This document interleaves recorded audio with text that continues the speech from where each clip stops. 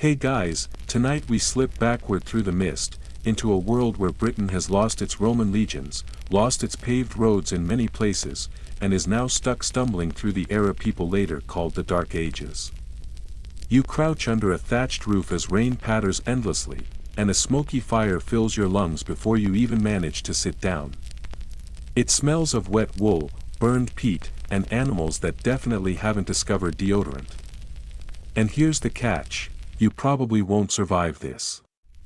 Life expectancy hovers somewhere in your 30s, maybe 40s if you're really lucky and your neighbors don't accuse you of sorcery, so, before you get comfortable, take a moment to like the video and subscribe. But only if you genuinely enjoy what I do here. And hey, if you feel like sharing, drop your location and the local time in the comments. I love seeing where and when people are listening from. Now, dim the lights, maybe turn on a fan for that soft background hum, and let's ease into tonight's journey together. You trudge into a village where Main Street is just mud churned by pig hooves and bare feet. The houses are squat and low, walls built of wattle and daub, sticks plastered with mud and dung. Roofs are thatched so thickly they look like shaggy wigs, sometimes sprouting weeds and even tiny flowers if no one bothers to trim them. Chickens scatter in front of you, scratching around in puddles. The smell of manure, wet soil, and human sweat blends into an odor that no scented candle could fix. Inside one of these huts, life is crammed. One smoky hearth in the center provides heat, light, and endless coughing fits. A hole in the roof is supposed to let smoke escape, but mostly it just clings to your eyes and throat.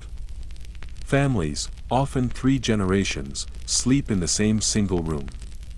Beds aren't really beds, more like straw heaps that rustle with mice. If you're lucky, you have a wooden stool or a rough bench, but don't expect IKEA furniture. The mainstream fact here, archaeologists uncover post holes and charred wood remains showing these timber and thatch houses dotted the countryside for centuries. They were cheap, practical, and rebuildable after fires, which happened a lot. Quirky tidbit. Some roofs were so thick that locals swore birds nested in them, and occasionally, you'd find a hen popping out of your ceiling. Historians still argue whether people really shared space with livestock inside the house or kept them in lean-tos, but many believe that, yes, your cow probably did live with you, snoring through the night, as evening falls. The entire hut grows dim. You fumble in the half-dark with a rushlight, a cheap torch made of dried reed dipped in animal fat. It hisses and smells worse than bacon gone bad. Oil lamps? Forget it, unless you're wealthy. Candles? Only in churches or rich halls. Darkness is simply part of your life, as familiar as hunger or the scratch of lice. Outside, the settlement is quiet except for the bleating of sheep and the occasional bark of a dog. No cobblestone roads, no city lamps, just mud tracks winding between a few clustered huts and fields beyond. The soundscape is strangely empty, no humming cars, no buzzing electricity. Just the rhythm of wind pushing through trees and the occasional crow. It feels lonely, even when dozens of people share the same patch of land, but not all is misery. Villagers often gather together on benches around a communal fire, swapping stories and complaints, passing mugs of weak ale. Children chase one another barefoot in mud, no one bothers with shoes unless they're traveling far. The village itself feels small, intimate, maybe only 50 to 100 people in total. You know everyone, whether you want to or not. And if gossip travels fast today through group chats, back then it moved faster still, carried by every tongue within earshot. There's a faint hierarchy here. Some huts are bigger, with better timber and more storage space. Those belong to families with more livestock or more fields. Others look like they're on the verge of collapse, patched with whatever scrap wood and dung was left over. Inequality is obvious. You can see who eats better just by looking at their thatch. As you walk the village perimeter, you stumble upon a ditch or wooden palisade, a half-hearted attempt at defense. It won't stop serious raiders, but at least it keeps wandering animals out. Beyond it lie open fields, dotted with scattered farms, sometimes abandoned when soil grows tired or when raids sweep through. Some archaeologists have found deserted medieval villages.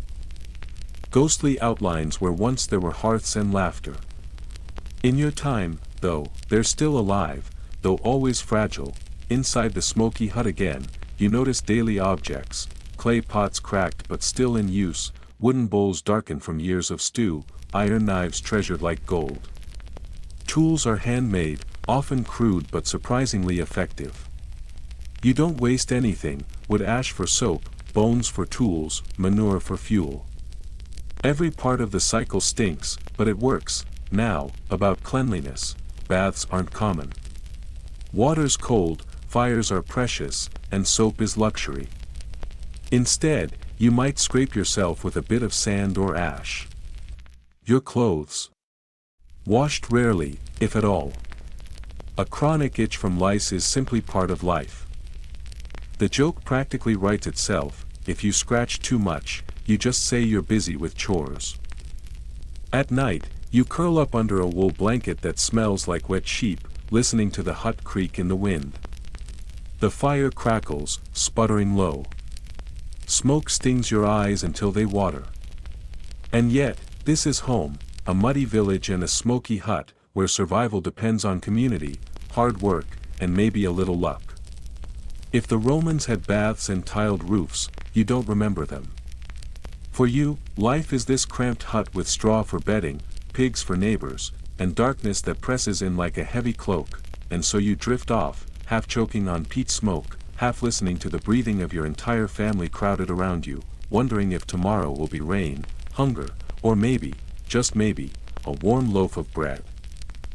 You wake with the dawn, if you manage to sleep through the coughing fits of your family, the squealing piglets, and the smoke that clung to your lungs all night. The air is damp, and your stomach is already gnawing at you before you even step outside. Because in Dark Age Britain, food is never taken for granted. Your day revolves around it, growing it, cooking it, worrying whether there will be enough tomorrow. And spoiler alert, there usually isn't. Breakfast is not a hearty fry-up, it's porridge. Not the sweet kind with cinnamon or honey, but a sad, watery barley or oat gruel. It's gray, it's bland, and if you're lucky, there's a sprinkling of salt. Kids whine, but there's no alternative. This is what life offers. Occasionally, a scrap of cheese might melt into the mixture, turning the whole hut into a festival of smell and taste. But don't expect butter, sugar, or imported treats. Those belong to wealthy halls and monasteries. Grain is everything here. Barley, oats, rye, bread, and gruel form the backbone of every meal. Wheat exists, but it's trickier to grow in the British climate, so loaves made of fine white flour are rare luxuries. Most bread is dark, coarse, and hard enough to chip a tooth. A mainstream fact. Historians know that half the average peasant's calories came from cereal grains. Bread wasn't just food, it was life. And yet, thanks to poor milling, it was gritty with tiny fragments of stone from the cornstones. Every bite wore down your teeth, so by your 30s, your mouth already felt like a ruin. Now for a quirky tidbit, sometimes people baked bread inside hollowed-out cabbage leaves. The leaves kept it from sticking to hot stones and added, let's say, an earthy flavor. You'd have to be really hungry to call that appetizing, but hunger was exactly what most people lived with. Historians still argue whether people ate much meat on a regular basis. Some evidence suggests it was rare for common folk, reserved for feasts, festivals, or when an animal got too old to be useful. Others argue small quantities of bacon, goat, or chicken might sneak onto the table more often. Either way, you aren't chewing on daily roasts. That's fantasy. Instead, you eat what you can grow or forage: onions, leeks, beans, maybe turnips, and plenty of leafy greens. Fruit appears in season: apples, berries, nuts from the woods. Honey sweetens things now and then, though it's precious and usually hoarded by the lord who controls your village. And then there's ale. Everyone drinks it. even children. Why? Because water is sketchy. A local stream might carry runoff from animals, so boiling it into thin ale is safer. It's weak, barely alcoholic, but it's constant. If you see a child toddling with a wooden mug, don't panic, they're just sipping what passes for hydration in your age. By midday, you've probably trudged out to the fields. Farming isn't glamorous. You hoe the soil with wooden tools, scatter seed, and pray to whichever saint or spirit feels most likely to listen. Rain might rot your crops, sun might burn them, pests might eat them before you can. Hunger is never far away. Famines sweep through with chilling regularity, especially after poor harvests. In some winters, villagers boil tree bark into thin soup just to quiet their stomachs. That reality check is why porridge, even the most boring bowl, feels like a blessing. On feast days, though, things brighten. Picture a spit turning with roasted meat, ale flowing more freely, and tables piled with bread and cheese. Everyone stuffs themselves, dances, and pretends the hard times don't exist. Bones from these occasions show up in excavations, evidence of pigs slaughtered in winter, geese plucked for holy days, and fish hauled from rivers. Imagine savoring salted herring after weeks of nothing but gruel. It's like discovering pizza for the first time. Food also ties into status. A lord's table might groan with venison, boar, imported wine, and spiced sauces. Meanwhile, you're lucky to chew a chunk of stale bread with onion. This gap isn't just about luxury, it's about power. Sharing meat signals wealth. Inviting guests to a feast cements alliances. If you, a lowly villager, ever get a slice, it's not just dinner, it's politics on a plate. And then there's the funny part, people don't use forks. They stab food with knives, scoop it with spoons, or just use fingers. Bread often doubles as a plate, soaking up grease before being eaten or tossed to dogs. Hygiene. Let's just say you wouldn't want to check under anyone's fingernails. In the quiet evenings, when bellies rumble, you might gather with neighbors and make soup in a large communal pot. Each family tosses in whatever scraps they have, beans, herbs, a scrap of bacon if fortune smiles. It's thin, smoky, and often under-seasoned, but the act of sharing makes it more filling than it truly is. This potluck style of eating has deep roots. Survival demands cooperation. Still, hunger teaches you to dream. You dream of honey cakes you once heard about from a traveling merchant, or of the Roman banquets described by a wandering monk. You lick your cracked lips and chew another bite of cold oat bread. Trying to believe the stories that once, somewhere, people dined on stuffed dormice. At night, lying back on your straw bed, you think about food as both curse and comfort. It shapes your body, your work, your seasons, your festivals. Tomorrow morning, when you wake to another smoky dawn, you'll still start the day with gruel. And honestly, you'll be grateful, because gruel means survival. You scratch at your arm before you even roll out of the straw bed. It's not the straw making you itch, it's the fleas. And the lice. And sometimes ticks if you were unlucky enough to roll too close to the family dog during the night. Clothing in Dark Age Britain isn't a matter of fashion, it's a matter of survival. You wear what you can, not what you want. For men, the uniform is simple, a long wool tunic, belted at the waist, with trousers or leggings underneath.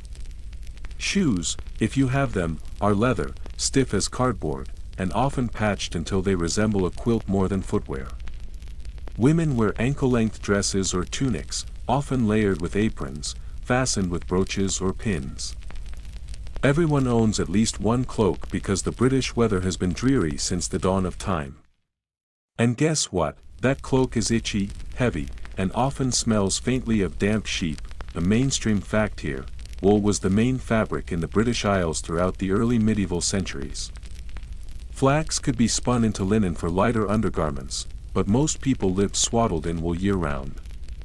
Archaeologists have found spindle whorls, little stone or clay weights used to spin thread, at countless village sites, showing just how constant textile work was. Now for the quirky tidbit: some people used nettles as fiber.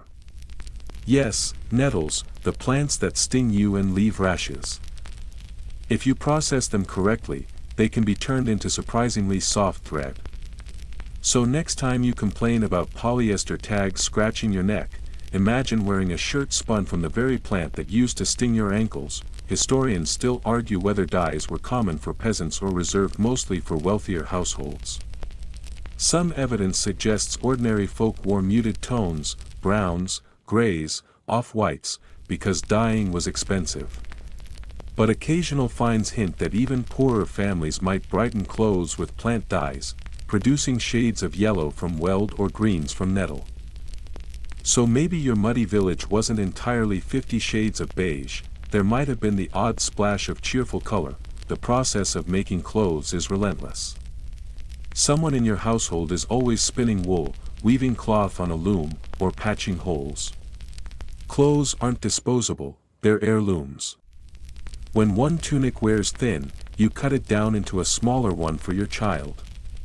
When it finally gives up, it becomes rags or stuffing. And buttons? Forget it. Fastenings are brooches, pins, or just tying knots, and then there's the underlayer, if you're lucky enough to have linen.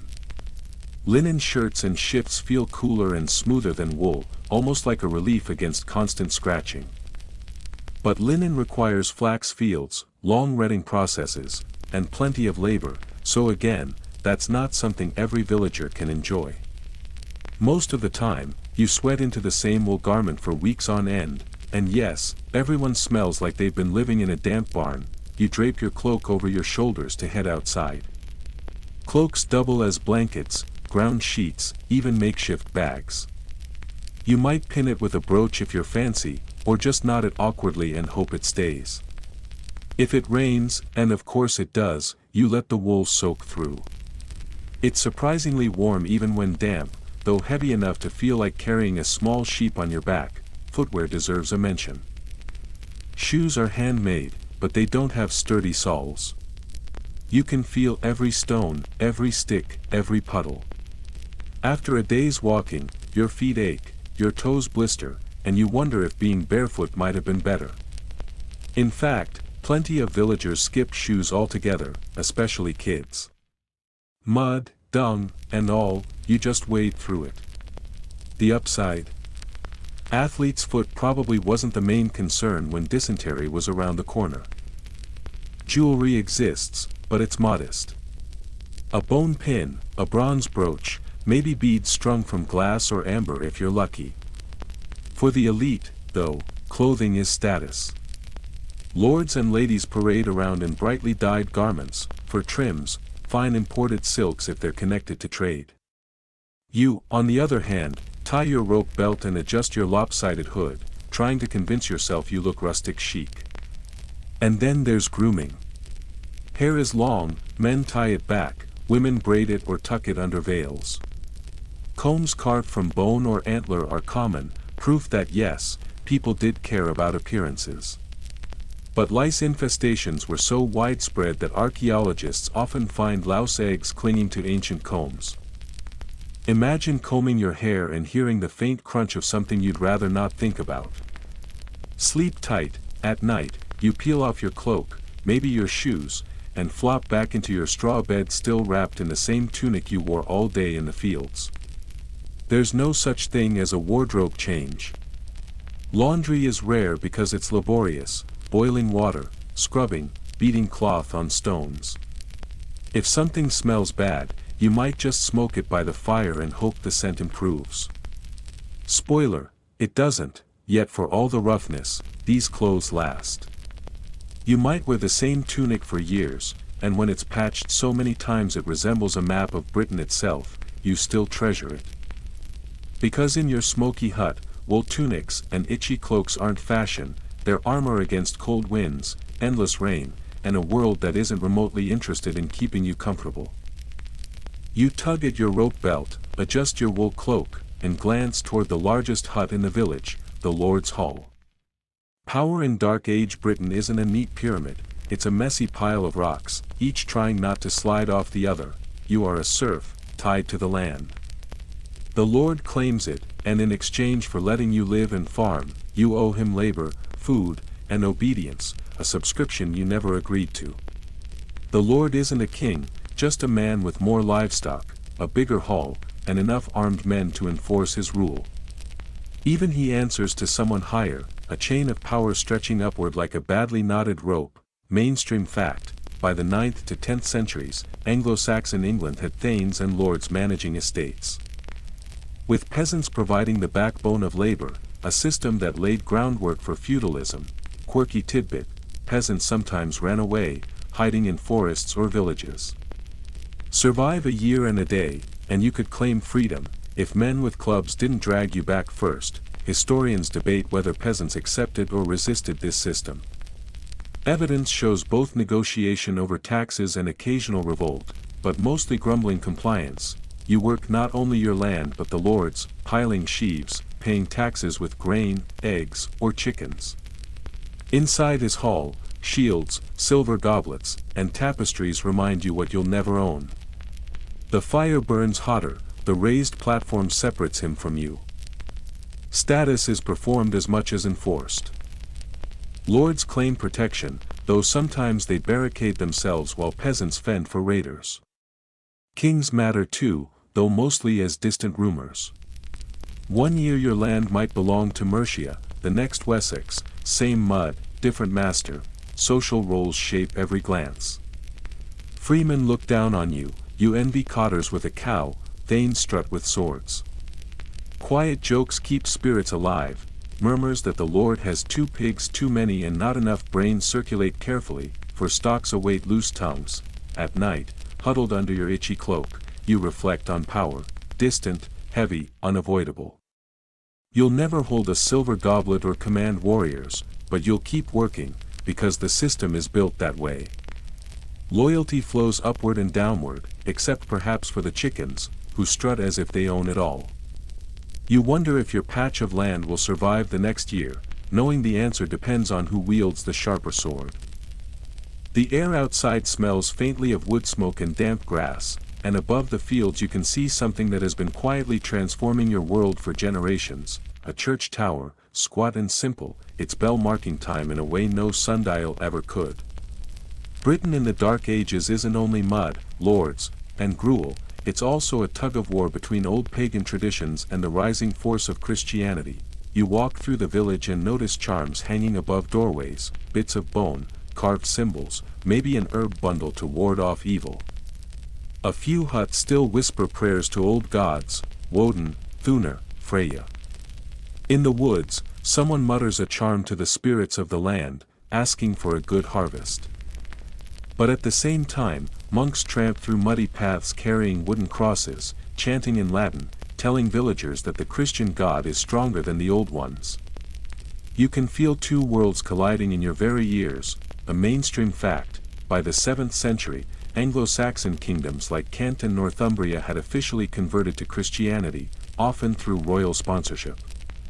Kings and queens invited missionaries, built monasteries, and gradually pulled their people into the new faith. But official conversion doesn't mean everyone suddenly forgot the old gods. It took centuries for belief to settle into the daily bones of village life. Now for a quirky tidbit, some charms and spells written down in Old English actually mix Christian prayers with pagan magic. For example, you might recite the Lord's Prayer while sprinkling herbs and chanting an invocation to Woden. It's like hedging your bets: if one god doesn't listen, maybe the other will. Historians still argue whether villagers truly abandoned paganism quickly or whether the church simply tolerated a lot of overlap for centuries. Archaeological finds, amulets, runes carved into bone, and buried offerings, suggest old practices clung stubbornly alongside church teachings. Imagine wearing a cross around your neck but also burying a chicken at the edge of your field for good luck. That's Dark Age religion in a nutshell, a messy mashup. On Sundays, the little timber church fills with smoke from tallow candles. You shuffle inside, past a stone holy water font, and hear Latin phrases you don't understand. The priest drones on about salvation, the devil, and eternal life. While half the villagers are distracted by hunger or daydreaming about when the service will end so they can check on their sheep. Yet there's comfort in ritual, the smell of incense, the rhythm of prayers, the sense that maybe, just maybe, someone bigger than your Lord is watching out for you. Outside, though, the old ways still breathe. Maypoles rise in spring festivals, villagers dance in circles, and fertility rites continue in the shadows. Children sing old songs, mothers pass down charms against sickness, and men mutter blessings before setting out to hunt. You live in a world where crossing yourself at church and whispering to river spirits are not contradictions, they're insurance. Power, too, shifts with religion. The church owns land, just like lords, and often more of it. Monasteries sprout like stone fortresses, controlling fields, mills, and even markets. Priests and bishops whisper in kings' ears, shaping law and politics. A simple villager like you may not see the reach of Rome or Canterbury, but you feel the church's weight in tithes, a tenth of your grain owed to God's house, as if you weren't already feeding everyone else. Still, the church also offers relief. In times of famine, monks might distribute food from their stores. In times of fear, prayers feel stronger than charms. And churches build communities, they host feasts, festivals, even fairs. Baptisms and marriages become public celebrations, cementing your place in the village. Of course, there's a joke lurking even in holy life. Imagine a villager muttering that the priest's Latin sermons are perfect for napping because not even the devil could stay awake through that. You smirk quietly, though never too loudly. You'd rather not end up the subject of an excommunication, or worse, a lecture about eternal damnation, at night, when the fire flickers low. You finger a simple charm in one hand and trace a cross with the other. You wonder which is stronger, the whisper of the old gods or the new promise of salvation. The truth is, you don't know. You just hope at least one of them is listening, because the crops need rain, your child has a fever, and the world feels too uncertain to leave entirely in human hands. The village fields stretch out under a gray sky, and your life as a peasant is stitched into their soil. From dawn until dusk, your body bends to the rhythm of the earth, plowing, sowing, reaping. You rise with the sun, though sometimes you curse its lateness in winter, when your hut is cold and your belly empty. Your tools are simple, a wooden plow dragged by oxen, a sickle for cutting grain, and bare hands for everything else. You plant barley, oats, and wheat, the staples of bread and ale. You hoe beans and peas to fill stews, though meat is a rare treat, usually only on feast days. Most days, it's pottage, a thick mush of grains boiled with whatever vegetables are at hand, flavored if you're lucky with leeks or onions. In good years, it's tolerable. In bad years, when the harvest shrinks or rot creeps in, the pottage thins, the bellies ache, and hunger becomes another villager. There's a rhythm to the year that you know better than the priest knows his psalms. Spring is for planting, summer for weeding, autumn for reaping, winter for praying you'll last until spring again. The agricultural calendar shapes everything.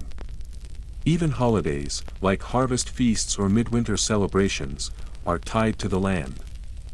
It's less about holy doctrine and more about whether there's enough ale to pass around, but not all is grim. There's joy hidden in simple places, children playing in hay, neighbors helping one another bring in the harvest. Songs chanted while threshing grain. Festivals give you brief reprieve. At harvest's end, villagers dance around a bonfire, drink until the world spins, and forget, just for a night, how thin life can be. Mainstream fact, in the Dark Ages, peasants owed not only rent to their lord but also labor dues. That meant working your lord's land a few days each week, repairing his fences, or carting his goods. Only what was left was truly yours. If you refused, punishment was swift, fines, beatings, or worse. Freedom wasn't really part of the vocabulary. Here's the quirky bit. Archaeologists have found chicken bones buried under medieval threshing floors. Why? Likely for luck, a way to ensure a good harvest or protect workers from injury. Imagine starting a hard day of threshing, only to recall that somewhere under your feet lies a sacrificed rooster, silently promising the grain will be good. Life isn't just work, it's survival strategy. You might keep bees for honey or a pig for slaughter. Cows give milk, sheep give wool, and goats eat anything too tough for other animals. Every creature has its place, and every failure has a price. If a cow dies in winter, your family's milk is gone. If blight hits the wheat, bread vanishes. When illness strikes, there's little a doctor can do, if you even have access to one. Most cures are home remedies, herbs, charms, prayers. A poultice of nettles for joint pain. A whispered spell for a fever. Sometimes it works. Often, it doesn't. Death is as common as rain, and you live with it, because you must. But here's the paradox: though your life is harsh, it's also deeply communal. Neighbors share tools, swap labor, and trade goods. A strong sense of us keeps the village alive. When your thatch roof sags, others help repair it. When your child is born, women gather with broth and gossip. When someone dies, the whole village follows the body to the churchyard, mourning together. Survival isn't solitary, it's shared, and so, in the evening, when your back aches from the field, you sit by the hearth, sipping thin ale from a wooden cup. You watch sparks drift up into the smoky air and listen to the quiet murmur of your family settling in for the night. Outside, wolves may prowl and lords may demand more grain. But inside your hut, there's a fragile sense of safety. You know tomorrow you'll rise before dawn and face the same endless labor. But for now, you close your eyes and let the rhythm of village life wrap you like a blanket. It is not freedom, it is not luxury, but it is life, and it has carried your kind through centuries of mud, toil, and fleeting joy. As you lean back on that creaky stool by the hearth, your mind drifts away from the mud and muck of daily labor toward the sounds that surround you. Life in a dark age village is not quiet, not in the way modern suburbs are. There is no hum of electricity, no faint background music leaking from someone's earbuds. Instead, your world is filled with human voices and natural rhythms. The first thing you notice each morning is the clatter of wooden pails as neighbors head to fetch water. Then the sharp call of roosters, which, unlike your half-broken alarm clock today, actually wake the entire village whether they want it or not. Cows bellow for milking, children shriek in play or protest. And dogs bark at nothing in particular. The village is a soundscape of survival, and over it all, weaving through work and rest, is song. You don't sing because you're auditioning for some medieval version of the voice, you sing to keep rhythm, to lighten labor, to make the day pass. Harvest songs, plowing chants, even lullabies for infants who stubbornly refuse to sleep under drafty roofs. Your voice blends with others until the whole field hums with human effort. Mainstream fact: monasteries were centers not only of religious chanting but also of preserving music itself. The earliest written notation in Britain comes from monks trying to standardize chants in the 9th and 10th centuries. Without them, your favorite Christmas carol, or even the entire concept of sheet music, might never have survived. But it isn't just chants. The village fiddler scrapes out tunes on a rebec, a bowed instrument that looks like a violin's lumpy cousin. Someone might drum on a goatskin tabor. At feasts, flutes and bagpipes wail, and dancers stomp in patterns older than the church walls themselves. Music is as much nourishment as bread, though admittedly less filling. And stories, stories. They travel faster than horsemen, carried from mouth to mouth around smoky hearths. You hear tales of Arthur and his knights, of dragons hoarding gold, of saints who faced down devils with nothing but a cross. Some of it is pure invention, but in a world where boredom can gnaw harder than hunger, it doesn't matter. Quirky tidbit: professional storytellers, known as scops or bards, sometimes paid their way with nothing but verse. Imagine rolling into a village, reciting a 3-hour saga about Beowulf, and leaving with a loaf of bread, a pint of ale, and maybe a chicken under your arm. Beats working in the fields all day, though your throat might not agree. Children soak it all up. They chase one another through the lanes, chant rhymes, and mimic the elders' tales. Play is simple: sticks, stones, a pig's bladder inflated into a crude ball, but laughter is the same in any century. The sounds of play echo between the huts, softening the harsher edges of adult toil. Sometimes, though, silence presses in. On stormy nights, with rain battering the roof and the wind howling like banshees, the entire household huddles close. Conversation dwindles, and the only sound is the creak of timbers and the occasional crackle of the fire. Those silences are heavy, almost holy, reminding you that the world outside your hut is vast and indifferent. Historians still argue whether music and storytelling were mostly oral traditions of the peasants or whether literacy and written forms trickled down more than we assume. Did villagers know Latin hymns well enough to hum them while weeding? Or did they stick to earthy folk songs that churchmen frowned upon? The truth likely lay in a messy blend. Entertainment isn't limited to voices. Sometimes wandering entertainers drift through: jugglers, acrobats, even animal trainers. Picture a man making a goose dance on command, or a bear, muzzled and chained, lumbering through tricks in the village square. For a moment, life's hardships vanish in shared wonder. For the bear, admittedly, not so much, and then, the church bells. When your village is large enough to have them, their toll marks time, festivals, and emergencies. That sound is both a comfort and a command: go to mass, come to the feast, beware the fire. In a world without clocks on every wrist, bells shape the hours, so you drift again, eyes closing, listening to the mix of work songs. Laughter, barking, and bells in your imagination. The sounds of the Dark Age village are rough, yes, but they are also alive, layered, and surprisingly musical. And as sleep presses against your ears like soft wool, you realize that life here is not just toil, it is a chorus of voices that carry you through. The sun is dipping low, shadows stretch across the village lanes, and it's time to talk about food, the one subject that manages to unite peasants, nobles, and monks, even if their plates look painfully different. You start your day with bread, you end it with bread, and somewhere in the middle, surprise, it's bread again. Not the fluffy supermarket kind either, but a heavy, dense loaf that could double as a doorstop if you're not careful. Most meals revolve around pottage, that thick stew of grains and vegetables bubbling in a pot that never quite gets scrubbed clean. You throw in whatever is at hand: cabbage, beans, leeks, oats. Sometimes it's hearty, sometimes it tastes like sadness seasoned with turnips. Meat? Rare.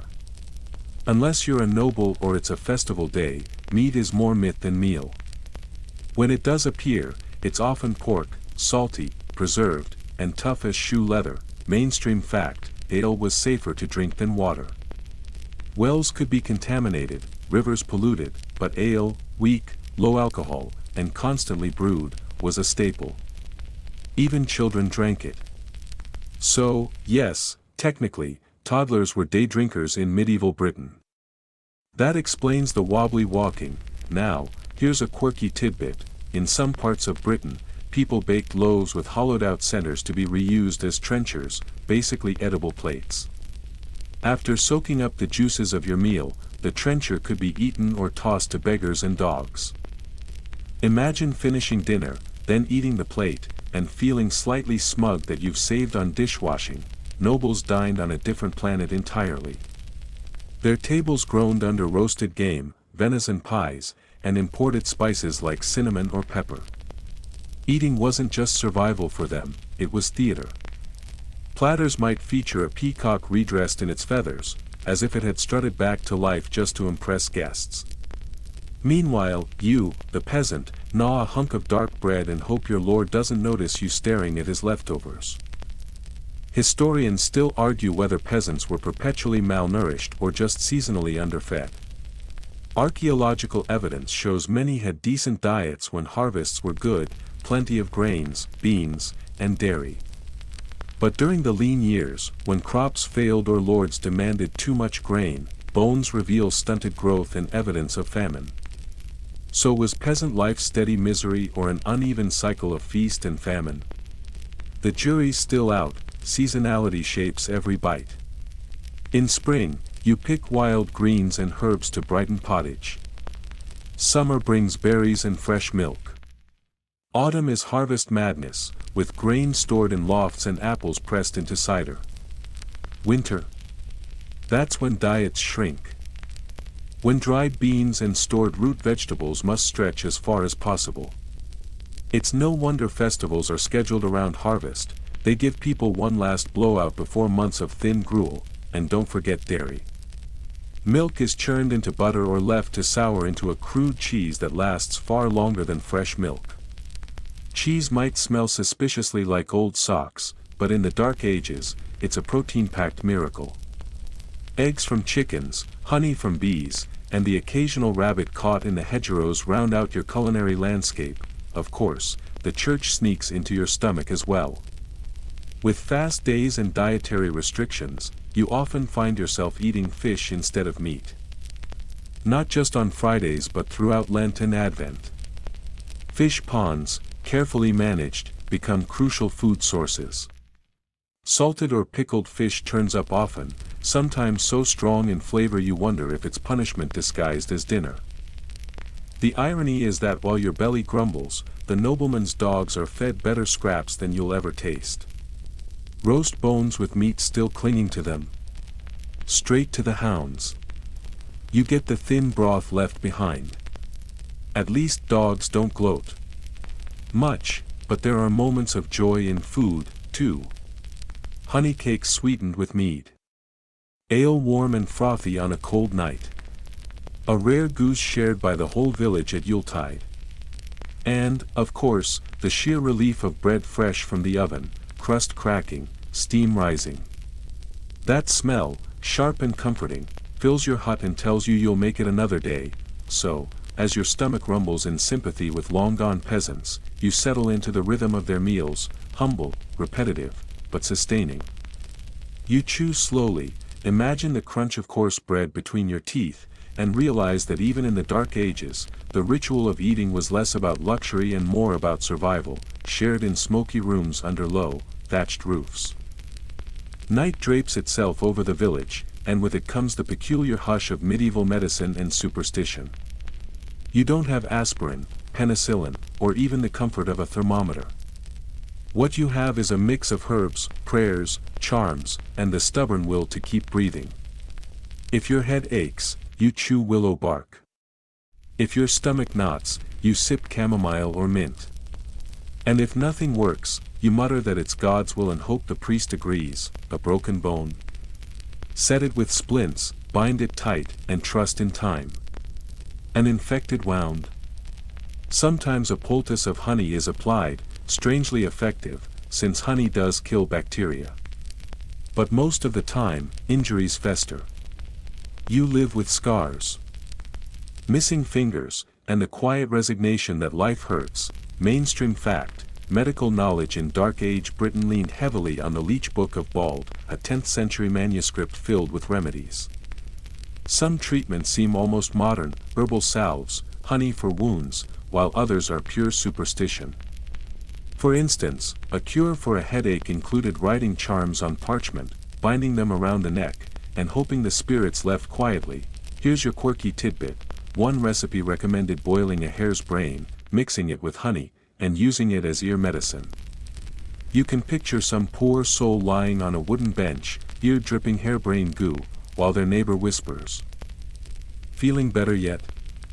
The answer, most likely, was no. Illness is never far. Coughs linger, fevers strike, children die before their first winter is out.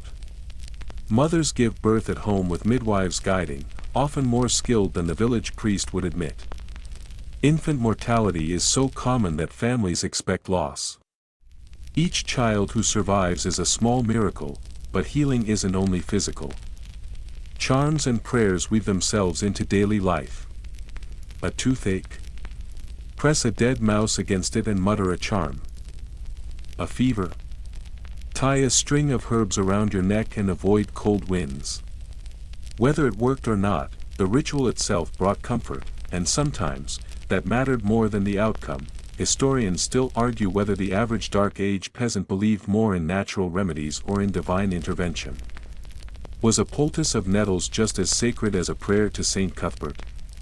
Or did people see no distinction at all, every cure, natural or supernatural, flowing from the same mysterious source? Then there are the professional healers, monks in monasteries who preserve scraps of medical texts from Rome and Greece, women known as wise wives who know every herb in a hedgerow, and traveling leeches who sell their cures for a fee. Some healers are trusted, others feared, and still others whispered about as witches. To be good at healing is to walk a thin line between respect and suspicion. Plagues and epidemics sweep through without warning. Entire villages can be hollowed by disease, leaving survivors to bury neighbors and move on. You fear not just the visible wounds but the invisible ones, sickness that steals breath or strength. To live in Dark Age Britain is to live with mortality pressed always against your shoulder, and yet, sometimes remedies work. Garlic salves soothe infection. Honey keeps wounds clean. Elderberry teas ease colds. You don't know why, you only know they help. Beneath the superstition is a kernel of real knowledge passed hand to hand. Generation to generation, as fragile as the herbs drying by your hearth. So you lie back, listening to your own breath, and think about the strange blend of prayer, plants, and persistence that kept your ancestors alive. Life expectancy may have been short, but survival wasn't just luck, it was creativity, endurance, and the stubborn refusal to give up, even when the doctor prescribes harebrains for your ears. Morning light slants across the village, and you stretch, hearing hammers clang in the distance. Craftsmen are awake, and every tool, pot, and nail comes from hands calloused with skill. The blacksmith is king. His forge glows, bellows wheeze, sparks spit into the air, and villagers line up with broken plowshares or bent nails. Half magician, half mechanic, he turns iron into survival. Grave goods show Anglo-Saxon smiths were so respected their tools and swords were buried with them. A good blacksmith brought prestige and kept a village thriving. Meanwhile, the carpenter planes wood into plows and beams. The weaver threads wool into cloth. Your unwashed tunic came from her hands. Without weavers, everyone would be naked, which might save laundry day but not go over well in church. Quirky tidbit, bone carvers turned animal remains into dice, combs, and instruments. Archaeologists find grinning dice, showing peasants found time to gamble between sowing and starving. Craftsmen weren't rich, paid rent, and sometimes owed service to the Lord, yet their skills brought independence. A potter's kiln fired day and night, producing jars, cups, and fragile jugs doomed to break. Historians debate whether craftsmanship was local or involved regional trade. Did peasants own distant-made jewelry, or were most goods homemade and patched repeatedly? Likely somewhere in between, traveling tinkers brought a miniature fair, mending kettles, selling wares, and spreading news of kings, wars, and markets. Every craft depended on nature. No wool without sheep, no iron without ore, no ore without miners hacking in smoky shafts. From field to forge, every object was tied to the land. Crafts brought utility and beauty, silver brooches, carved cups, dragon-shaped pins. Small flourishes reminded peasants that life was more than survival. You sit by the forge, warming your hands as sparks fly. In a world where food spoils and houses sag, the craftsman's work outlives him. The plow tills soil, the cup holds ale, the dice roll across worn tables. Survival in Dark Age Britain relied not only on toil in the fields but on skillful hands. Every craft promised life could be shaped, mended, and occasionally made a little more beautiful. The village lanes are rutted with mud, but beyond them lies a wider world, stitched by faint tracks, rivers, and occasional marketplaces. Most of your life stays within a day's walk, yet trade threads into your hut, the salt in your stew, the whetstone for your knife, the glass beads on a neighbor's necklace, all have traveled farther than you will. Market day brings rare excitement. Villagers carry eggs, wool, or grain to town, returning with salt, nails, or a scrap of dyed cloth brightening homespun wool. The air buzzes with haggling, livestock braying, dogs underfoot, and traders' shouted lines repeated from village to village. Mainstream fact: salt was vital. Without it, meat spoiled, butter soured, and cheese curdled. Economies formed around coastal flats or inland springs. A villager might go hungry, but at least he wouldn't go unsalted. Quirky tidbit: Roman coins circulated for centuries, not for monetary value but as shiny jewelry or gaming tokens. Imagine paying for ale with an emperor's forgotten face, half money, half fashion. Trade wasn't just local. Long-distance routes brought Baltic amber, Frankish blades, even rare spices like cinnamon and black pepper. Peasants sniffed the exotic scents but rarely tasted them. Historians debate whether peasants accessed such goods directly or only through elites. Some trickle-down likely occurred, but how much remains uncertain. Fairs were trade highlights, merchants converged, jugglers tumbled, hawkers shouted miracle cures, children gawked at exotic animals. For a few days, the muddy field became a carnival, a glimpse of a wider world. Travel was perilous: muddy roads, bandits, wolves. Most peasants stayed home, wanderers were peddlers, monks, or desperate men. Rivers were safer highways, carrying timber, grain, and people. Ports hummed with life, traders haggling, sailors swapping tales. Standing there, the world pressed faintly against your muddy island. Trade even shaped language. Loan words from Norse, Latin, or Frankish entered Old English, carrying the memory of a trader's smile, a bargain, or a price fight. You picture market day, clutching bread to trade for a pot, hearing barters, smelling salt and smoke. In the din of voices and clatter of hooves, you glimpse the pulse of an economy fragile but vital. Life in Dark Age Britain may be local, but it is never cut off. The world presses in through every bead, coin, and grain of salt. The village lies quiet under a misty dawn, but you know the woods beyond hum with a different sort of life: predators, both human and animal. Hunting and foraging are part of survival. You are not just a farmer, you are a gatherer, a trapper, a keen-eyed stalker of the wild. The skills you acquire here are taught by elders, honed over years, and often the difference between a full belly and empty hands. You carry a simple spear or bow, fashioned from ash and yew, tipped with iron if you're lucky. Your quarry is modest: rabbits, birds, deer if your aim and courage match, and fish from streams, caught with lines or improvised nets. Every animal is food, clothing, or tool. A deer becomes jerky, leather, and sinew for thread. Nothing goes to waste. Mainstream fact: hunting in Dark Age Britain was regulated by law. Certain animals, like deer and boar, were reserved for nobles. Poaching could earn severe punishment, even death. So you must be careful where and when you hunt, often sticking to small game unless your lord's mood permits otherwise. Quirky tidbit: some hunters carry charms to improve their luck: an owl feather tucked into a pouch, or rabbit's foot, or even a tiny carved figurine of a stag. Superstition walked hand in hand with skill. You never know whether the charm works, but it gives confidence, and in hunting, confidence is as valuable as aim. Foraging complements hunting. You collect nuts, berries, and wild herbs. Nettles, dock leaves, wild garlic, mushrooms if you recognize them correctly, and roots hidden beneath the undergrowth. Mistakes are costly: some plants are edible, others poisonous, and some merely disgusting. Survival teaches observation and patience. Historians still argue how much peasants relied on wild food versus cultivated crops. Some argue that foraging made up a significant proportion of their diet, particularly in lean years. Others suggest it was supplementary, with the main sustenance coming from fields and livestock. The truth varies village by village, season by season. Hunting is also social. Neighbors may form small parties, sharing tips, tracking game together, and splitting the spoils. Your children follow behind, learning to spot tracks, identify animal calls, and avoid the pitfalls hidden in the underbrush.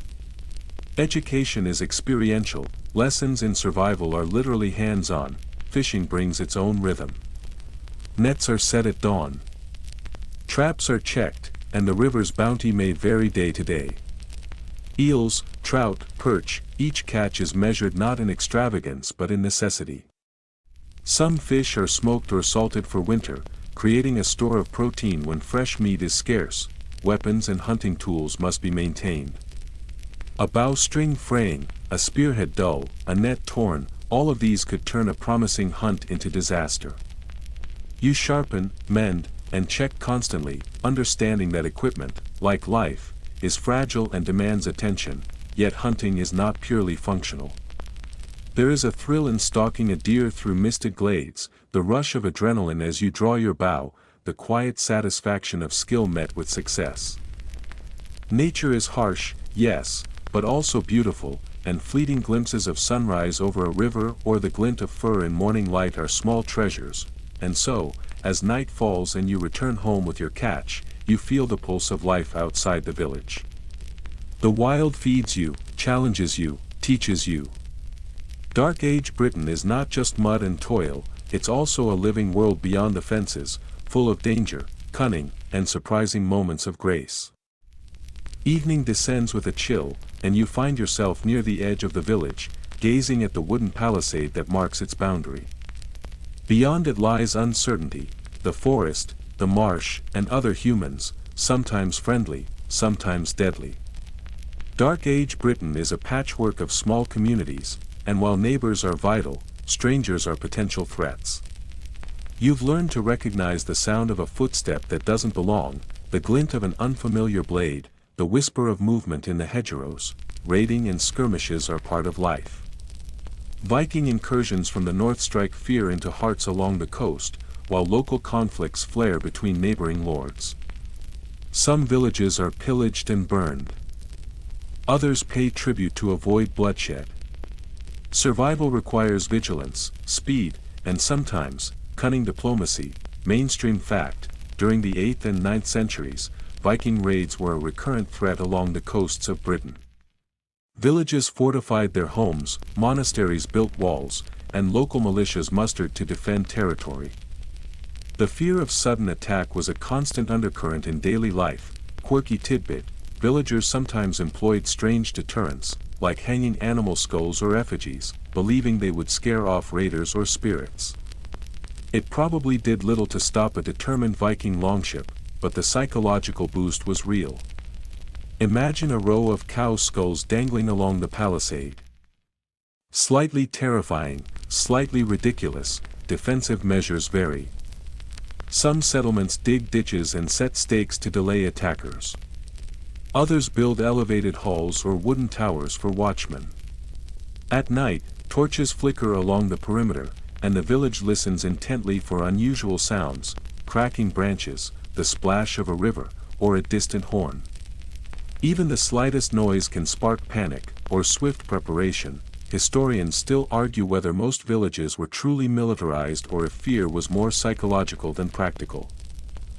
Did palisades and watchmen genuinely prevent raids, or did they simply give villagers a sense of control in an otherwise chaotic world?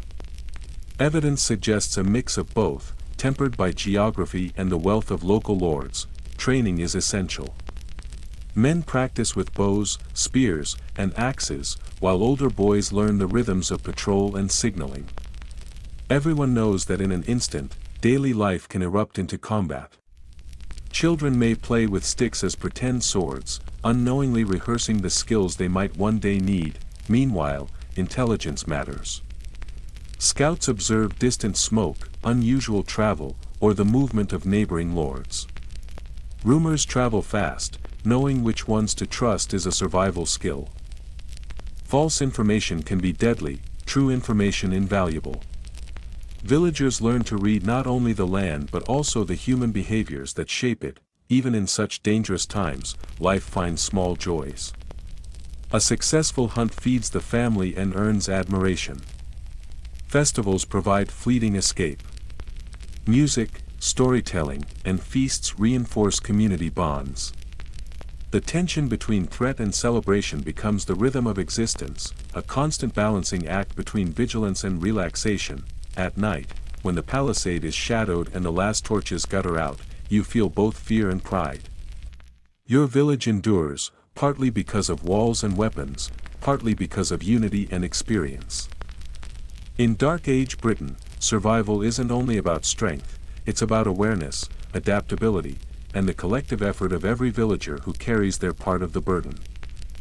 Smoke curls from chimneys and thatch as evening settles, and your attention drifts to the social fabric of the village, the web of obligations, relationships, and unspoken rules that keep daily life tolerable. In a society where everyone depends on one another, cooperation is as crucial as any plow or spear. You learn quickly that a neighbor's kindness today may save your life tomorrow, or at least your dinner. Marriage, for instance, is not just romance, it is survival strategy. Families form alliances, pooling resources, sharing labor, and securing rights to land. Courtship is brief and practical, though affection can bloom afterward. Children are expected, and every new mouth is a new responsibility. Parents instruct young ones in work, prayer, and etiquette, ensuring the village's next generation knows its role. Mainstream fact: Anglo-Saxon law placed a strong emphasis on kinship and community responsibility. Families were accountable for debts, crimes, and support of their members. The concept of wergild assigned monetary value to injuries, ensuring disputes could be mediated and reducing cycles of vengeance. Quirky tidbit: some villages maintained communal punishment rituals, like public shaming in stocks or dunking miscreants into water. The spectacle was as much about entertainment and social cohesion as about justice. Picture someone flailing in a barrel of cold water while neighbors chuckle. Harsh, yet oddly bonding, hierarchy is unavoidable. The lord oversees the land, the reeve enforces his rules, and villagers obey labor dues and tithes. But the system also relies on negotiation. If a famine hits or a neighbor's oxen die, temporary arrangements are made. People learn flexibility, compromise, and the delicate balance between obedience and survival. Historians still argue whether village social structures were oppressive or adaptive. Did rules and obligations stifle personal freedom, or did they provide stability in a precarious world? Likely both. Living in Dark Age Britain required submission, ingenuity, and constant attention to relationships. Feasts and communal work reinforce social bonds. During harvest or religious festivals, the village gathers. Ale flows, songs echo, and labor is celebrated. Even disputes are settled in the communal sphere. Villagers know one another intimately, their strengths, weaknesses, and secrets. Privacy is rare, but trust is essential. Children learn early. They mimic adults, absorb local lore, and contribute to work. Misbehavior is corrected swiftly, either by parents or the community. Humor and storytelling soften lessons, while fear and respect enforce boundaries. You see the rhythm of life reflected in every gesture, every conversation, every shared task. Superstition permeates relationships too. A quarrel may be blamed on ill luck, a broken charm, or a hex. Remedies might include apologies, ritual offerings, or clever tricks to balance the social and spiritual order. The invisible threads of belief tie people together as surely as kinship or labor does. By nightfall, the village sleeps in stages. Fires die down, shadows deepen, and the world is quiet but alive. You reflect on the delicate interplay of labor, law, religion, and kinship that sustains this community. Life is unpredictable, dangerous, and harsh, but deeply interwoven, and in that web lies resilience, culture, and, occasionally, joy. The final dawn in this imagined village creeps across frost-covered fields, and you pause to consider the rhythms of belief, power, and daily survival that shape Dark Age Britain. Life has been a delicate balance between toil and respite, fear and celebration, the mundane and the mysterious. You trudge through mud, Hear the bells toll, smell smoke and baking bread, and realize that the heartbeat of the village is the heartbeat of its people, resilient, resourceful, and stubbornly human. Religion remains ever present. Priests chant, monks copy texts, and villagers keep charms tucked into pockets or sewn into clothing.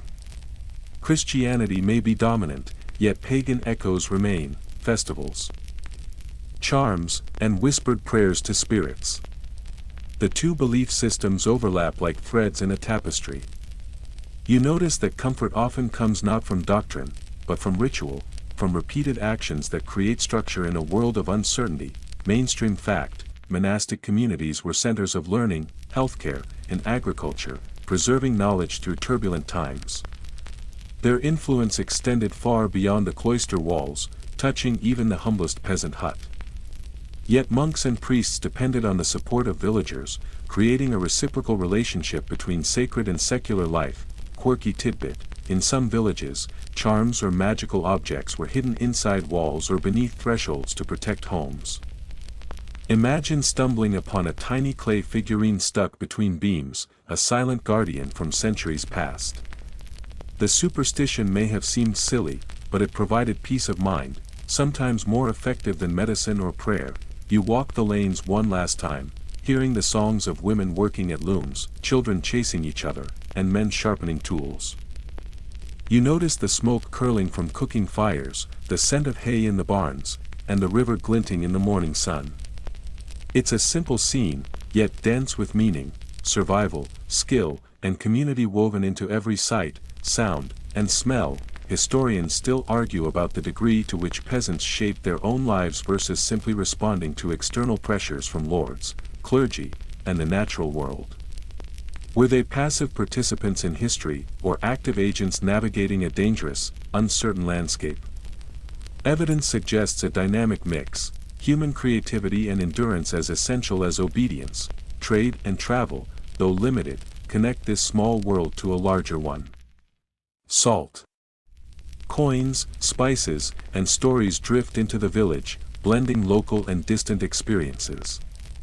Children hear tales of lands they'll never see, and adults glimpse markets and fairs that promise excitement beyond the familiar lanes. Even in a seemingly isolated community, the outside world presses in through goods, gossip, and rumor. By midday, the work resumes: fields are tilled, animals fed, meals prepared. Craftsmanship continues: iron is hammered, wool is woven, pottery shaped. Hunting and foraging provide sustenance. Life's rhythms are relentless, yet remarkably cohesive. The village thrives on this pattern, small but resilient, and as dusk falls again, the cycle begins anew. You understand that Dark Age Britain is neither glorious nor entirely bleak. It is ordinary and extraordinary at once, filled with mud, music, ritual, toil, and community. Its charm lies not in castles or battles, but in the quiet persistence of human life. Now, as you settle deeper into your blankets, let your eyes grow heavy and the village fade softly behind your lids. Imagine the smoke curling lazily from thatch-roofed huts, the faint hum of a distant river, the echo of bells carried on cool evening air. The rhythm of life, work, feast, prayer, song, slows as you drift. You don't need to worry about mud, hunger, or wolves here. The chores of yesterday, the anxieties of tomorrow, all dissolve into soft focus. Hear the children laughing quietly, feel the warmth of the hearth, imagine the low murmur of neighbors sharing stories. Life persists, yes, in hardship, but it also persists in connection, in ritual, and in those small, ordinary acts that keep the village alive. Even the superstitions, the charms, and the prayers hold a gentle rhythm, a sense of comfort amid uncertainty. The forest, the fields, the rivers, all seem to breathe alongside you. You are wrapped in the continuity of human experience, a tapestry of survival and community that stretches back centuries. Take a deep breath, and as you exhale, let the day slip entirely away. Feel the pulse of a life long past, the heartbeat of those who tilled, built, sang, and prayed. Their world is distant, yet intimately human, reminding you of resilience, ingenuity, and the quiet beauty of ordinary existence. Now, dim the lights, maybe turn on a fan for that soft background hum, and let the echoes of Dark Age Britain lull you into rest. The village sleeps, the river murmurs, and you drift safely, carried by the soft cadence of history itself.